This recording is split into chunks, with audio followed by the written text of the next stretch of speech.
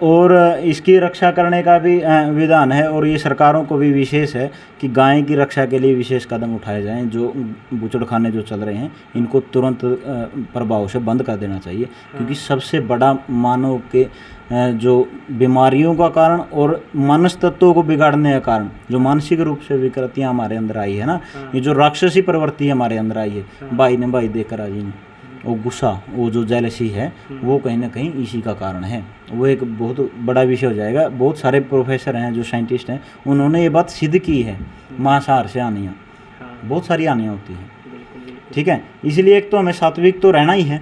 और गाय के विषय में ऐसा है, मुख्य तौर पर मैं हरियाणा की बात करूँगा, क्योंकि मैं हरियाणा में हूँ और हरियाणा की ही नस्ल मेरे लिए जो है प्रथम स्थान रखती है, हरियाणा के होने के कारण।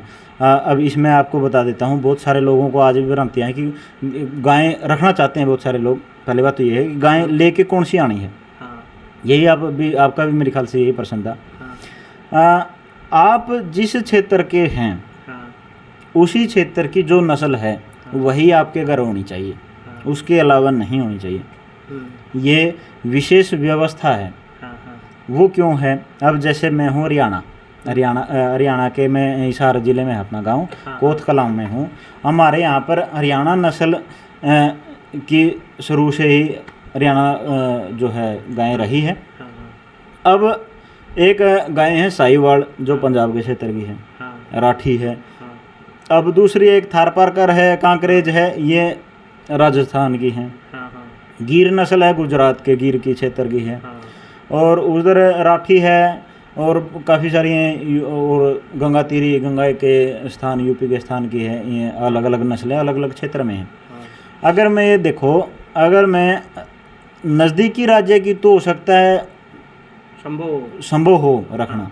अब जैसे यहाँ पर अगर हम राजस्थान की थारपारकर या कांकरेज को लेके आए तो वहाँ कितनी गर्मी है राजस्थान में, और यहाँ गर्मी जो यहाँ का तापमान है और राजस्थान का तापमान है, भौगोलिक स्थिति है दोनों वो अलग अलग हैं।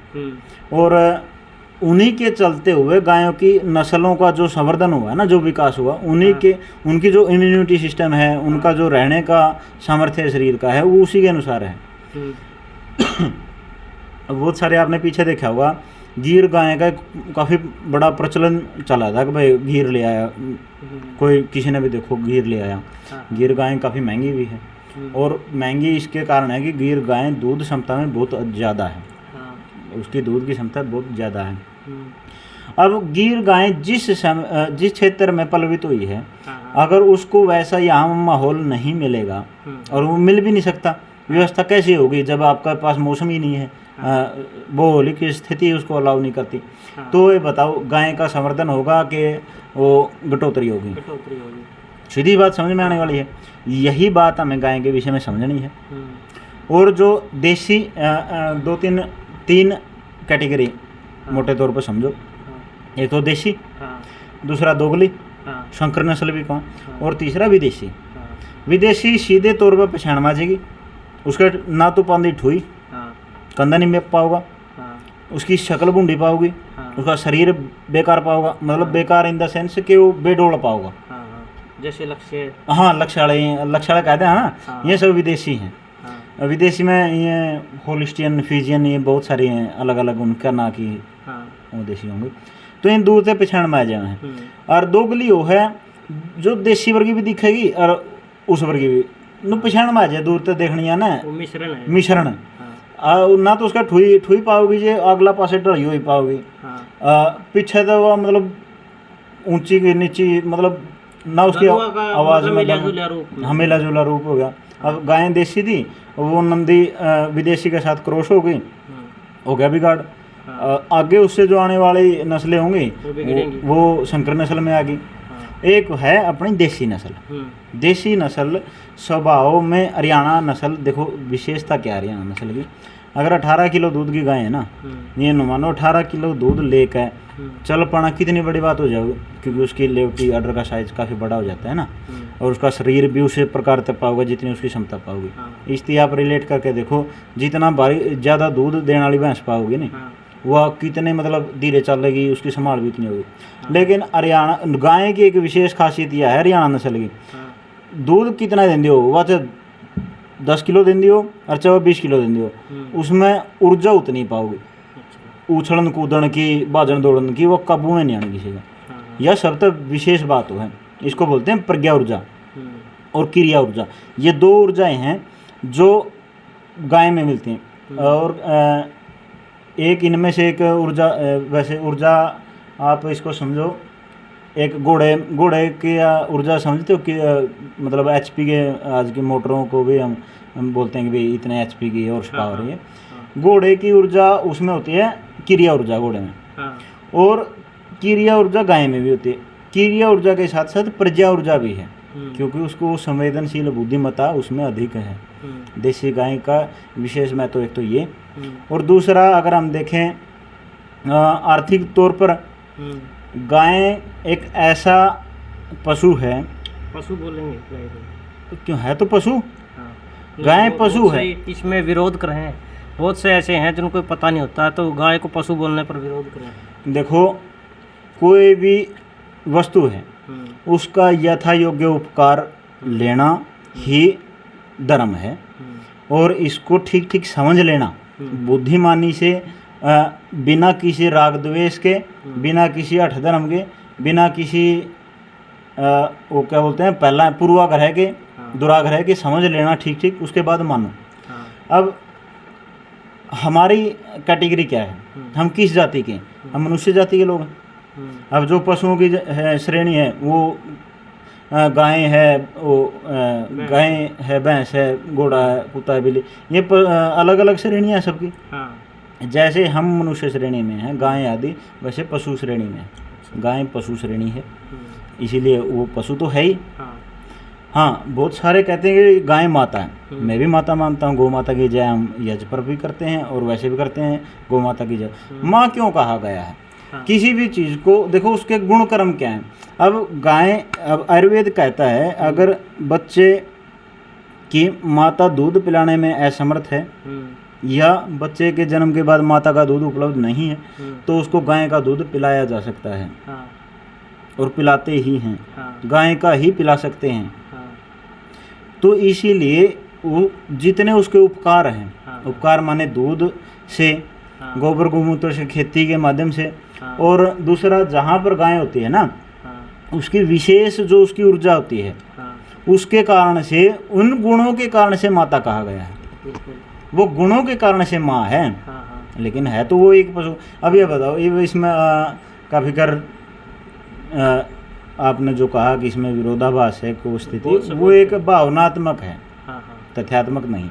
जो तथ्यों को जानता है वो इसमें नहीं फंसता। हाँ, भावनात्मक है, वो तो है ही, भावना से तो हम जुड़े हुए हैं। फिर ये नहीं हो कि इसमें विरोध की स्थिति ना हो। अब ऋषिदान में भी पशु ही लिखा है, अब इसमें लिखा है गवादि पशुओं की रक्षा हेतु प्रयत्न करने चाहिए। ठीक है, इसका रक्षण जरूरी है, क्योंकि ये हमारे लिए कैसे कैसे लाभकारी है। पहला तो हमें दूध देगी, दूध से हम दही बनाएंगे, खीर घी निकालेंगे, वो हमारे स्वास्थ्य को लाभ करेगा। हार्ट अटैक के रोगियों को सबसे ज़्यादा अच्छा है कि वो गाय का घी खाएं। हालांकि बताते हैं कि घी से हार्ट अटैक आता है, चिकनाई से। चिकनाई से हार्ट अटैक हो सकता है, लेकिन चिकनाई में गाय का घी उसको बचा भी सकता है। आजकल चिकनाई में रिफाइंड भी चलता है। ठीक है, इसीलिए गाय का घी श्रेय करें। उसके बाद ये तो हो गया मनुष्य के लिए। उसके बाद हमारी खेती के लिए देखो, खेती के लिए है गाय का गोबर, गौमूत्र। ये दोनों से अगर इनमें के माध्यम से जो खेती करता है उसकी खेती देख लो जाके, कितनी गजब की होगी। और उसमें जो अन्न उत्पन्न होगा उसकी गुणवत्ता चेक करवा लो आप। प्रमाण है हमारे पास, प्रमाण अगर चाहोगे तो प्रमाण एक एक प्रमाण है मेरे पास, दे दूंगा। इसलिए गाय उपयोगी है। दूसरा एक और बात है, अगर हम स्वास्थ्य की बात करें, आजकल आपने शुरू में एक विषय रखा था मच्छर आदि के, जो आपने प्रकरण लिया था ना, उसके विषय में मैं आपको बताऊंगा। मैं आपको एक प्रोडक्ट भी दिखाऊंगा इसके लिए।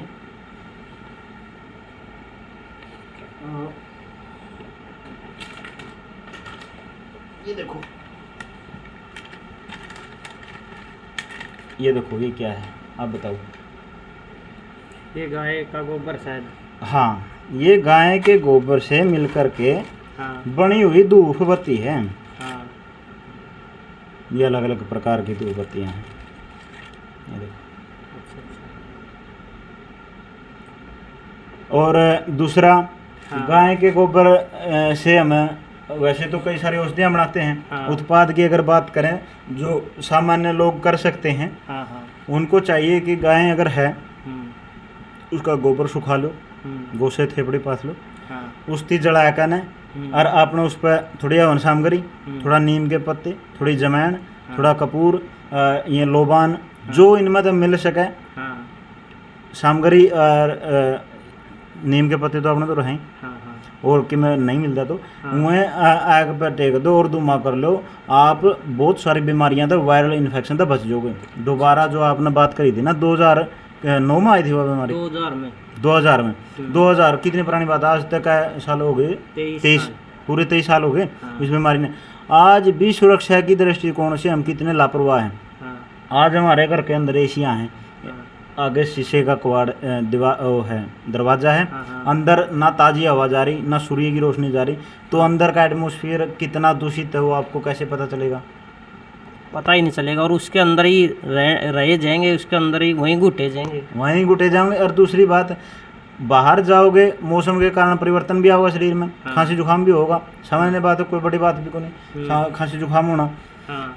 व्यक्ति उस कमरा में जाओगा, छींके बीगा, खांसे बीगा, सांस भी लेगा, तो उस हवा ने शुद्ध कौन कराएगा? कुछ नहीं, उस हवा ना कौन शुद्ध करेगा। अगर वो हवा शुद्ध करनी है तो दो माध्यम है, या तो आप गाय के घृत का दीपक जलाएं, हाँ या उससे हवन करें। हाँ। अगर ये दो चीज़ें नहीं कर सकते तो गोबर पर आग, उसका मतलब आग बना करके उसकी, हाँ। और उस पर अपना हवन सामग्री, नीम के पत्ते और जो ये है लोबान वगैरह, ये अजवाइन, सबसे बड़ी जमैन, ये थोड़ी मात्रा में ये डाल दो और धुआं कर दो। हर रोज़ शाम को बहुत सारे घरों में धुमनी करी जाए, धूप खे, अगर आप ग्रामीण भाषा में बोलते हैं ना, धूप खेली। हाँ हाँ। उससे एक तो वातावरण में जो दुर्गंध फैलती है वो नष्ट होती है, और दूसरा बहुत सारे बैक्टीरिया, सूक्ष्म जो बैक्टीरिया जीवाणु हैं, हाँ। वो समाप्त होते हैं जो हमारे स्वास्थ्य को नुकसान पहुंचाने वाले हैं। हाँ। इन प्रयत्नों से हमें आधुनिकता में जो है वैदिकता वो रखनी होगी, ठीक है, हाँ। ताकि हम स्वास्थ्य की दृष्टिकोण से हम सबल रहें, मजबूत रहें। नहीं तो आज बहुत बड़ा एक सामान्य वर्ग है जो हमारे गांव का, हाँ। उसकी कमाई का बहुत बड़ा हिस्सा स्वास्थ्य जो मेडिकल वगैरह में उसमें चला जाता है, हाँ हाँ। बीमारियों में चला जाता है। बिल्कुल। उनसे बचने के लिए, और कोई अगर बनाए गाय के गोबर से धूप बत्ती बनाए और अलग अलग उसमें उत्पाद बनाए, कोई फैक्ट्री लगाए, तो उससे देखो कितना लाभ होता है। हाँ। गाय को रखने से। हाँ। इसलिए गाय माता है, इसलिए गाय रखनी चाहिए। ठीक। और ज़्यादा जानकारी के लिए और आप कुछ पूछ सकते हैं। तो ये और बताओ आप, जैसे सीजन है चमस्या का, मच्छरों की वजह से तो बहुत सी बीमारी हो रही है, उसके अलावा ऋतु, प्रत्येक ऋतु में कौन कौन सी बीमारियां प्रमुख है ऐसी हैं जिनको मतलब ज़्यादातर आपको देखने में आई है, और उनका क्या कुछ उपचार आपकी ओर से होता है, और कहाँ तक मतलब है जो रोगी है वो आपसे संपर्क करते हैं? अब अलग अलग मौसम के कारण जो रोग होते हैं, मौसमी रोग हैं। हाँ। एक बहुत सारे सामान्य रोग, या रोग तो वैसे कोई सामान्य नहीं होता, सब रोगी हो गया तो सामान्य क्या है उसका। देखो बहुत सारे मेरे पास जो आते हैं, एक तो पथरी से संबंधित हैं, हाँ। बवासीर से संबंधित हैं, एलर्जी से संबंधित हैं, हाँ। और महिलाओं के जो समस्या है मासिक धर्म से संबंधित, उनके ज़्यादा मेरे पास आ रहे हैं। और इनका तो देखो एक ये रोग हो गए जो बिना मौसम भी तो चलेंगे। हाँ। जो मौसम के कारण रोग हैं, अभी देखो आई फ्लू आया था कितना, हाँ। अरे की आंखों में परेशानी हुई।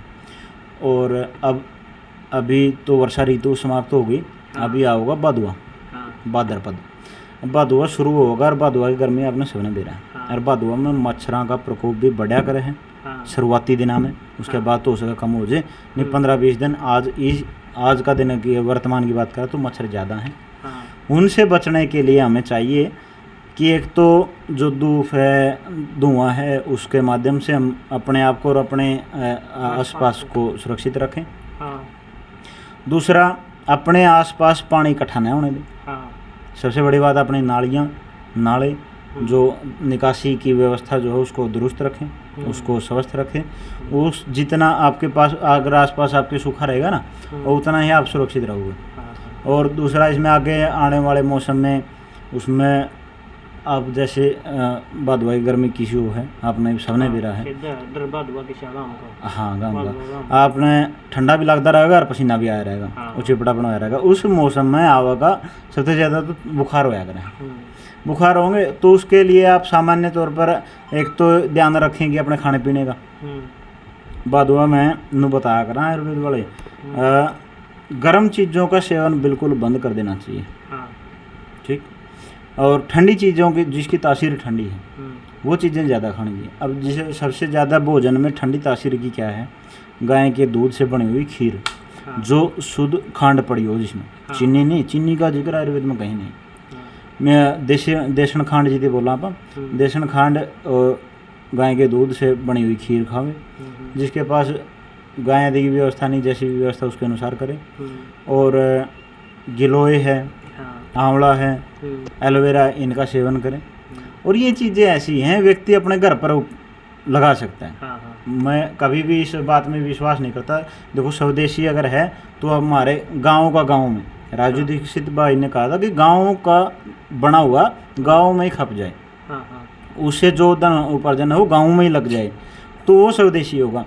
अब बहुत सारे पैकेट में आते हैं, गिलोय का रस है, आंवले का रस है, ये सब रस है।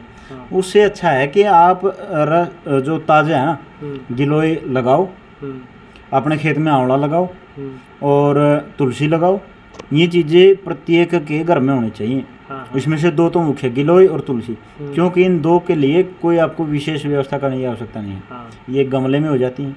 और अगर आपके पास आसपास भी कहीं जगह है ना, आप खेत में जाओ या कहीं पर भी जाओ, वहाँ पर कभी न कहीं से गिलोय लेके आओ, उसकी इतनी एक बेलांत की डंडी कहीं पर भी लगा दो, वो अपने आप होना शुरू हो जाएगी। गिलोय आदि का इनका निरंतर सेवन करने से रोग प्रतिरोधक क्षमता बहुत ज़्यादा बढ़ती है और व्यक्ति सामान्य तौर पर बीमार नहीं होता। ये तो औषधियों की बात। अगर दिनचर्या की बात करें, एक तो समय से उठना, समय से सोना, सबसे बड़ी बात। आजकल ये बहुत बड़ी परेशानी है, रात को 1-2 बजे तक नहीं सो रहे और सवेरे फिर लेट उठ रहे हैं, तो पेट साफ नहीं हो रहा है। और पेट साफ नहीं होगा, अगर वही बात होगी ना, सफाई नहीं होगी तो फिर और ज़्यादातर बीमारियां पेट से ही शुरू होती हैं। सब बीमारियां पेट से शुरू होती हैं। पेट ही केंद्र है। अगर व्यक्ति का पेट ठीक है ना, स्वस्थ है, तो बहुत कम चांस है कि उसको दूसरी बीमारियां होंगी। अगर होगी तो जल्दी से उसका निपटारा हो जाएगा। सबसे अच्छा पेट को रखें, हल्का फुल्का खाएं। हल्का फुल्का का मतलब ये है ना, भूखा मत रहना। हल्के फुल्के का मतलब है कि जो सुपाच्य हो, जैसे दलिया है, दलिया पचने में आसान है। अब हम सारी बार गेहूं से बनी हुई रोटियां खाते हैं, वो पचने में उतनी सुलभ नहीं है जितना दलिया। अब सलाद ज़्यादा खाया जाए, और वो समय का भी है। कच्ची चीज़ें सुबह के समय, और जो दूध की चीज़ें हो रात के समय, और लस्सी के साथ जो खाने वाली चीज़ें हो दोपहर के समय खाई जाएं। तो इस प्रकार से स्वास्थ्य की रक्षा हो सकती है हमारे। और कुछ अगर मेरे लायक सेवा हो तो हम बैठे हैं केंद्र। अच्छा विक्रम जी, ये सफ़ेद नमक है और जो चीनी है, जो जहर माना जावा है, इनके ऊपर थोड़ा लोग जागरूक करो। वैसे तो जो जहर की बात है ना, 5 चीज़ें हैं सफ़ेद जो हमें अवॉइड करनी चाहिए। पहला तो चीनी, सफ़ेद नमक, और सफ़ेद आटा मैदा, सफ़ेद चावल, और सफ़ेद दूध, यानी कि A1 और A2 का आपने सुना होगा नाम, थोड़ा विस्तार। हाँ, A1 और A2 दूध की 2 कैटेगरी हैं। जो भारतीय देसी नस्ल की गाय का दूध है वो A2 कैटेगरी में है। अब गाय का दूध तो पीला है, और दूसरी जो नस्ली गायों का दूध है वो सफ़ेद है एकदम। अब वो दूध वो हानिकारक है हमारे स्वास्थ्य के लिए, इसीलिए वो सफ़ेद जो दूध है उसका नहीं हमें प्रयोग करना चाहिए। अब मुख्य तौर पर इनमें से प्रयोग होने वाली चीज़ें, मैदा बहुत सारे लोग कम खाते हैं, या बहुत किसी ओकेजन पर प्रयोग होता है, या जो खाते हैं वो उसको बंद करें, वो अच्छा नहीं है। सबसे ज़्यादा जो डेली बेसिस पर यूज होने वाली चीज़ें 2 हैं, सफ़ेद चीनी हाँ। चीनी तो है ही सफ़ेद, और एक सफ़ेद नमक। हाँ सफ़ेद चीनी, चीनी कैसे बनती है? चीनी बनती है गन्ने से। हाँ गन्ने से पहले तो ये रस निकाल कर गुड़ बनाने की प्रक्रिया, उसके के बाद खांड बन गई। ये तो है जो बनने वाली चीज़ें। उसके बाद उसको इस प्रकार से शुरू दिन से ही प्रचारित किया गया। आपको पहले भी सुना होगा कि भाई जब कभी कोई मेहमान आता, अतिथि आता, तभी चीनी की चाय बनाते थे, नहीं तो गुड़ की चाय पीते थे। ये इस प्रकार से एक स्टेटस सिंबल के माध्यम से ऐसा प्रचारित किया गया इन कंपनियों के माध्यम से, क्योंकि कंपनियां ही इन्होंने बनानी शुरू की थी। अब हमारे गांव में जो कोल्लू हुआ करते थे तो गुड़ और ये बनाया करते खांड। अब जो चीनी आई, चीनी का सबसे बड़ा संकट है उसकी प्रोसेस जो बनने की है। अब गुड़ की बनने की क्या, आप ईख के रस को निकाल करके उसकी सफाई करके पका दो, गुड़ बन गया। अब इसके में जो बनने में केमिकल यूज होते हैं ना, उन केमिकलों के कारण से चीनी जहर बन गई। सल्फर की मात्रा है और बहुत सारी चीज़ें हैं इसमें जो शरीर के लिए ठीक जो शरीर के लिए ठीक नहीं है, जो शरीर में पचने का में बाधक है, पचती नहीं है। और सबसे बड़ी बात है, चीनी हमारे ब्लड शुगर को एकदम बढ़ा देता है। शुगर 3 प्रकार की हैं, मीठे 3 प्रकार के हैं। एक तो जैसे हम छोटे जो पुस्तकों में पढ़ा था छोटी क्लासों में, एक तो ग्लूकोज, फ्रक्टोज, सुक्रोज। ये जो ग्लूकोज की मात्रा सबसे ज़्यादा है ना, ये शुगर का कारण भी यही है, ग्लूकोज की मात्रा। इसीलिए चीनी का और ये पचने में भी भारी है। अब देखो पहले वाले लोग क्या कहते थे, खाना खाने के बाद गुड़ खा लेना। अब गुड़ खाया तो खाना पच गया, गुड़ ने खाने को पचा दिया, पचाने में सहायता की। अब चीनी क्या है, चीनी को पचाने के लिए खुद शरीर को ज़्यादा श्रम करना पड़ता है, बहुत ज़्यादा उसमें ऊर्जा लगती है। इसीलिए चीनी नहीं खानी चाहिए, अच्छी नहीं है। बहुत सारे इसके प्रमाण भी है और बहुत सारे जो इसके डाटा है चीनी खाने वाले और ना खाने वाले को। एक आ गया नमक, सफ़ेद नमक। अब नमक 5 प्रकार के नमक हैं। उसमें काला नमक है, सेंचर, सेंधो, ये अलग अलग नाम हैं उनके, पूरे अलग अलग उनकी प्रक्रिया हैं। जो प्राकृतिक है ना वो तो आप खाइए, जो कृत्रिम है वो ना खाइए। बात सीधी सी दिक्कत है। अब उसमें सबसे बड़ी बात क्या है, नमक को खाने का बता दिया, आयोडीन की आवश्यकता है, आयोडीन की आवश्यकता। अगर हम प्रमाणिक के तौर पर देखें तो आयोडीन की आवश्यकता बहुत थोड़ी मात्रा में है, और वो अन्य जो ज़मीन के अंदर उगने वाली चीज़ें ना, जैसे आलू है, गाजर है, इनसे भी पूरी हो जाती है। उसके लिए ज़्यादा नमक की आवश्यकता नहीं, नमक की आवश्यकता है हमारे पोषण के लिए। अब नमक सबसे बड़ी ज़रूरत होती है नमक की। एक तो देखो स्वाद के लिए तो है ही नमक, और नमक में क्या है, बहुत सारे ऐसे मिनरल मिक्स लवण हैं, खनिज हैं जो हमारे शरीर को चाहिए होते हैं। अब वो समुद्र वाले नमक में नहीं है। समुद्र का नमक मैंने सफ़ेद नमक। अब वो हैं सेंधा नमक, जो ये डले वाला है, पहाड़ वाला। झील का नमक खा सकते हैं। और ये है काला नमक, ये भी उसी प्रोसेस से बनता है। ये नमक खाने के लिए स्वास्थ्य के लिए अच्छे हैं। आप सबसे अच्छा है सेंधा नमक लेके आइए, उसको कूटिए, पीसिए, खुद तैयार कीजिए। आपको उसमें भरोसा रहेगा कि आपने अच्छी चीज़ खाई है। और सबसे बड़ी बात मैं आपको ये बताऊंगा, आपका शरीर आपके सबसे बड़ी पूंजी है। और इस पूंजी को आप, वो कहते हैं ना एक इन्वेस्टमेंट, आप इसके ऊपर कितना इन्वेस्टमेंट करते हैं, किस प्रकार का करते हैं, उसी प्रकार के आपको परिणाम मिलते हैं। अगर आप चाहते हैं कि आपका जीवन ठीक ठाक कटे, सुखी रहे और कोई बीमारी ना आए, बहुत सारा तंग ना होना पड़े, तो उसके लिए आप अपनी दिनचर्या को और अपने जो खाने के पदार्थ हैं उनको अच्छा रखिए। ठीक।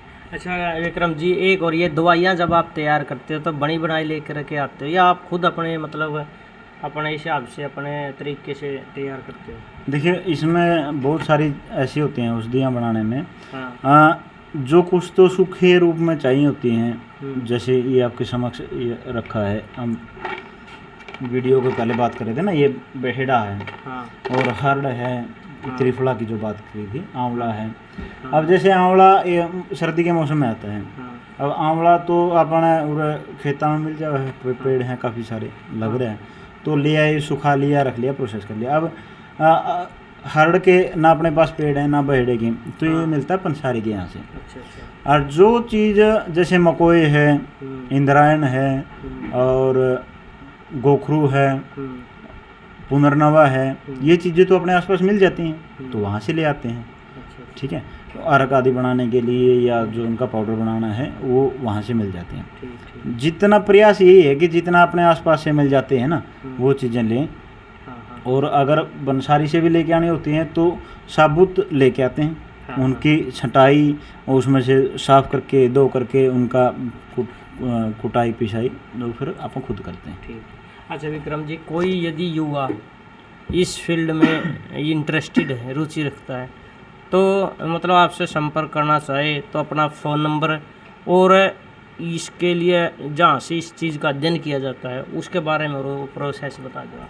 देखो जैसे मैंने किया था वैसे ही आप करो, अगर इसी विषय में आना है। और वैसे तो इसमें आयुर्वेद की लाइन में जाने के अलग अलग हैं। देखो शुरुआत से 11वीं 12वीं अब मेडिकल से करता है व्यक्ति, हाँ। चिकित्सक लाइन में जाने के लिए। हाँ। अब वो जो एलोपैथी में जाना है उसको वो MBBS वाली लाइन होगी, हाँ। और जो आयुर्वेद में आना जाता है तो BMS वाली लाइन होगी। अच्छा। ठीक है, BMS बोलते हैं आयुर्वेदाचार्य को। हाँ। और जो जैसे मैंने एक भाई ग्रेजुएशन हो चुकी थी, उसके बाद इसमें रुचि बढ़ गई, अब आयुर्वेद में आना, गायें रखनी है तो इस माध्यम से आना है, तो बहुत सारे ऐसे संस्थान हैं जो आपको सर्टिफिकेशन देते हैं, जो डिग्री भी देते हैं। हाँ। तो आप वो भी कर सकते हैं, जिसमें साल भर की, 2 साल की, 3 साल की, जैसा आपके पास समय है वैसा करके आप आ सकते हैं। और जिसके अंदर सीखने की तीव्र इच्छा होती है उसको रास्ता अपने आप मिल जाता है। हाँ। प्रकृति उसका रास्ता दिखाती है। मार्गदर्शन लेते रहिए, जैसे जो इस विषय में कार्य करते हैं उनसे आप मार्गदर्शन लीजिए, और विश्वास पात्र से जरूर लीजिए।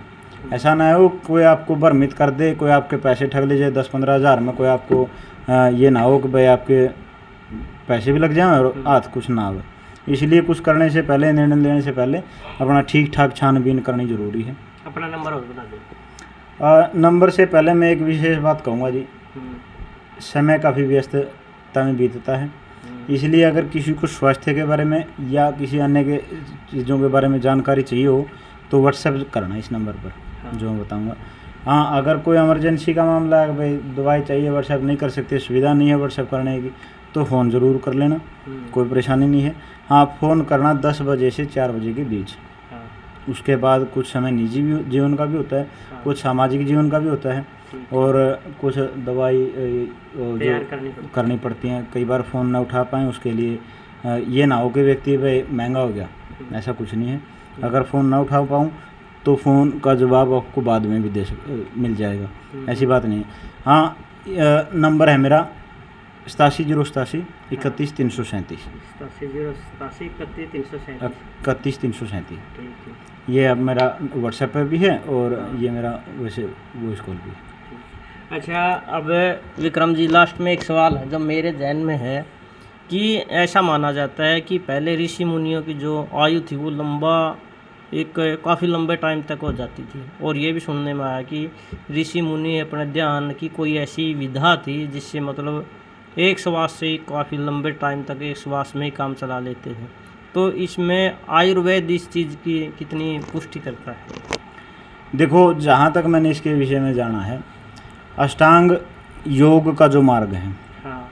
यम नियम के माध्यम से चल कर के ध्यान, आसन, ध्यान, जो इसको बोलते हैं समाधि, नहीं समाधि लास्ट है, प्रत्याहार, ये है अष्टांग योग का जो मार्ग है। यम नियम, आसन, प्राणायाम, प्रत्याहार, ध्यान, धारणा, समाधि, इस प्रकार से होकर के समाधि की अवस्था तक पहुंच करके व्यक्ति बहुत अपने आप को बहुत ऊंचे स्तर पर लेकर जा सकता है। और ऐसे हमारे ऋषि में ऋषि गए हैं। और जहाँ तक आयु की बात है तो मोटा मोटी अगर समझे 300-400 साल तक ये शरीर चल सकता है, अगर चलाने वाला हो तो उसके अनुकूल अगर वातावरण मिले और वैसा साधक हो तो चला सकता है। और जो ये बातें हैं 1000 वर्ष, 2000, 4000 वर्ष तपस्या करे, ये सब कपोल कल्पित हैं, इनमें कोई सच्चाई नहीं है। एक शरीर देखो, हर एक चीज़ की जो बना है उसको मिटने का एक समय होता है। ये शरीर का ज़्यादा अगर कोई चला सके तब की बात है, नहीं तो सामान्य तौर पर अब आज की अगर बात करें तो 60-70 साल पकड़ना भी बड़ी बात हो रही है। आप बुजुर्ग हैं जो इन्होंने पहले ठीक ठाक दिनचर्या बिताई है, वो 100-110 साल के भी हैं, आज भी हैं। अब इतनी तो हमारे सामने ही है, 100 साल तो है ही। अगर व्यक्ति और ज़्यादा शुरू दिन से ही गर्भ से ही अगर उसको ऐसी परिकल्पना करके पालना की होती है तो व्यक्ति आगे जा करके बहुत बड़ा योगी बन सकता है, ऋषि महर्षि हो सकते हैं। आज भी ऐसे बहुत सारे विद्वान हैं, और अभी ये जो ऋषि ध्यान तो बहुत पुराने समय के तो नहीं थे, ये तो अभी 150 साल की बात है।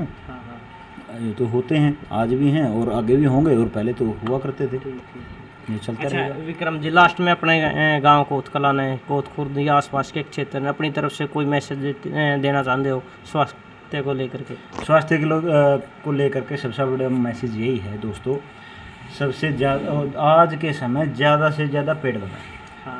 पेड़ वो लगाएं जो आपको फल दें, पहली बात। आपके जो उनके और जो औषधीय वाले पौधे हैं वो लगाएं, जो आप जिसकी रक्षा कर सको, जिसकी पालना कर सको, वो पेड़ लगाएं। पेड़ लगा दिया दोबारा उसमें पानी डाला, वो भी अच्छी बात नहीं है ना। इसीलिए और अपने आसपास सफाई रखें। और पेड़ लगाना क्यों आवश्यक है ये और मैं बता देता हूँ। बहुत सारे लोग समझते हैं कि हरियाली होगी, ये होगा, नहीं भाई, इसमें हमारा स्वार्थ है। हमारा जो जीवन चलता है वो पेड़ों से ही चलता है। अगर पेड़ और हम मनुष्य और पेड़ देखें ना तो ये परस्पर एक दूसरे के सहयोगी हैं।